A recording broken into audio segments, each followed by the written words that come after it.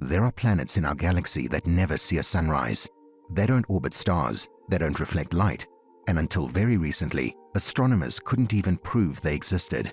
For more than 20 years, scientists kept detecting the same strange signal, brief, isolated flashes of light that suggested something massive was passing through space, completely alone. The problem was that those flashes never revealed what the object actually was, or how far away it might be, which meant the explanation was always uncertain. It could have been a planet, or it could have been something much worse. In 2024, that uncertainty finally changed, not because astronomers discovered a new kind of world, but because they managed to measure one in a way that had never been possible before. That single measurement didn't just confirm the existence of a rogue planet, it hinted that the Milky Way may contain far more of these starless worlds than anyone expected. And if that's true, it forces astronomers to rethink what a planetary system really is. Detecting a planet without a star should be nearly impossible. There's no light to observe, no heat to follow, and nothing obvious for a telescope to lock onto. A planet drifting alone through space leaves almost no trace of its presence.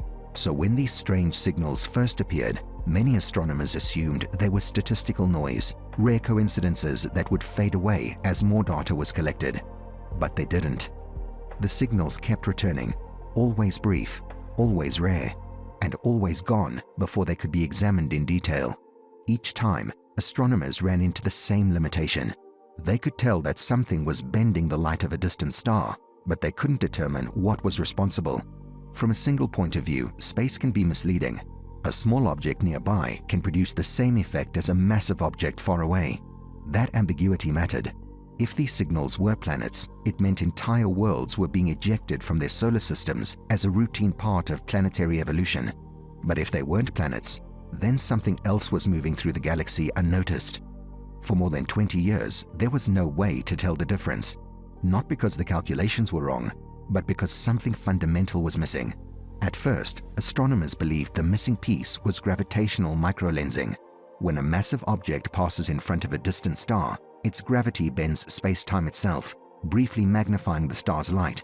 For a short period, sometimes only a few hours, the star appears brighter before returning to normal. Crucially, the object doing the lensing doesn't need to emit any light of its own. In theory, that made microlensing an ideal way to find rogue planets. And to a point, it worked. Astronomers began detecting these events more frequently. The light curves were clean, predictable, and closely matched theoretical models. But microlensing had a fundamental limitation. Each event occurs only once. The alignment between the foreground object and the background star is random, unpredictable, and disappears almost as soon as it's detected. And from a single vantage point, that signal is missing a crucial piece of information: distance. Without knowing how far away the object is, astronomers can only estimate its mass. And without an accurate mass, there's no reliable way to determine what the object actually is. For decades, microlensing produced intriguing candidates, but never definitive answers. The detections suggested planets, but they couldn't rule out other possibilities. Astronomers could see the effect, they just couldn't identify the source. And for more than 20 years, that uncertainty remained unresolved. Then in 2024, something unusual occurred. A routine microlensing event appeared toward the center of the Milky Way. The same kind of signal astronomers had recorded many times before. At first, there was nothing to distinguish it from the rest, except that it wasn't observed from a single location. While ground-based telescopes detected the event from Earth, a space-based telescope orbiting above the planet recorded it as well, seeing the same distortion from a different angle. This observation wasn't planned or coordinated in advance. There was no special campaign underway, and no alert issued to capture the event from multiple locations. As with most microlensing detections, the alignment itself happened by chance.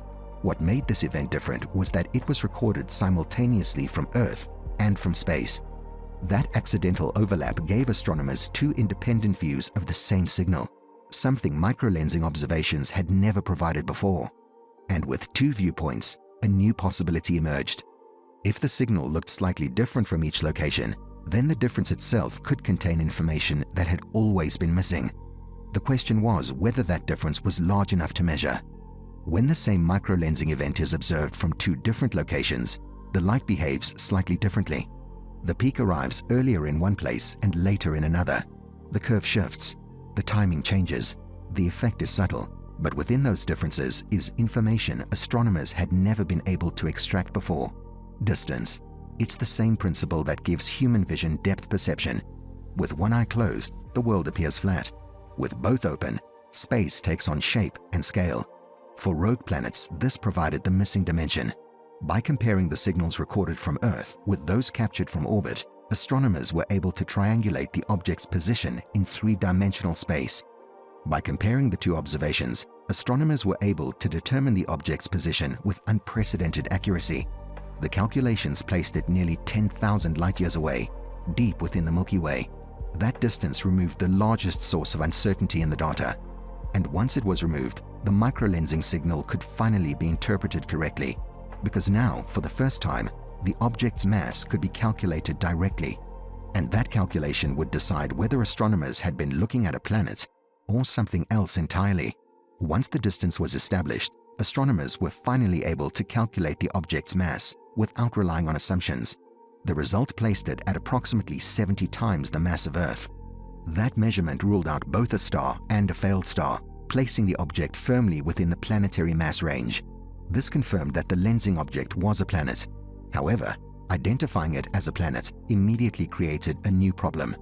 All existing models used to interpret planetary data are based on planets that orbit stars. Those models assume a constant external energy source that drives atmospheric behavior, surface conditions, and long-term evolution. This object did not have that. Without stellar energy, any heat left over from formation would slowly dissipate into space, causing surface temperatures to decline until the planet reached a stable thermal state only a few degrees above absolute zero. If the planet retained an atmosphere, that atmosphere would no longer behave according to standard planetary models. Gases would condense, cloud systems would collapse, and chemical reactions would slow as available energy disappeared. Over time, the planet's physical and chemical state would become increasingly static. That creates a measurement problem, because if this planet does not follow the physical and atmospheric patterns astronomers use to identify planets, then it raises a critical question about the data itself. How many objects like this could already be present in the microlensing record, but classified incorrectly because they do not behave the way planets are expected to behave? The planet's isolation does not by itself reveal how it formed. One possibility is that it originated within a planetary system and was later ejected. Models of early planetary evolution show that young systems can be dynamically unstable, with massive planets migrating, orbital resonances breaking down, and smaller worlds being scattered or expelled entirely. In that scenario, this planet would be in exile, removed from a system it once orbited. However, there is another possibility. Some formation models suggest that planets can form in isolation, condensing directly from collapsing clouds of gas without ever orbiting a star. These objects would never reach the mass required for fusion, but they could still accumulate enough material to become planetary bodies. If that is the case, this planet may never have been part of a planetary system at all. Regardless of how it formed, its long-term isolation has important physical consequences.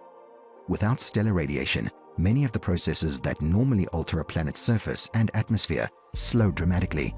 Chemical reactions proceed more slowly, large-scale atmospheric circulation diminishes, and internal layers remain relatively undisturbed. As a result, planets like this may preserve information about their formation and early structure that is rarely accessible in starbound worlds.